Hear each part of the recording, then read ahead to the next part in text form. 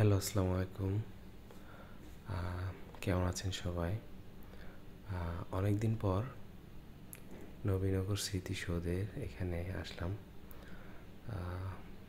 এখানে ছুটির দিনে অনেক মানুষ আসে এবং তারা তাদের মনের আনন্দে ঘুরে বেড়ায়।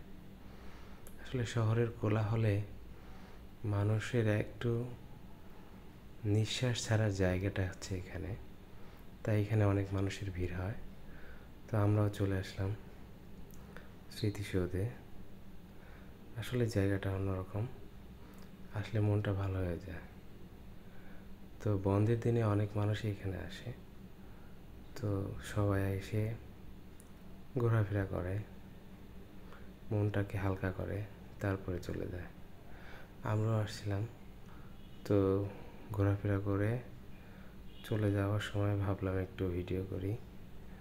এবং এই ভিডিওটা যদিও কিছুদিন আগের করা, হ্যাঁ, তখন আসলে শীতকাল ছিল, তো শীতকালে বিভিন্ন রকম ফুল ফুটছিল এবং স্মৃতিসৌধের ফুলগুলা অনেক সুন্দর লাগে।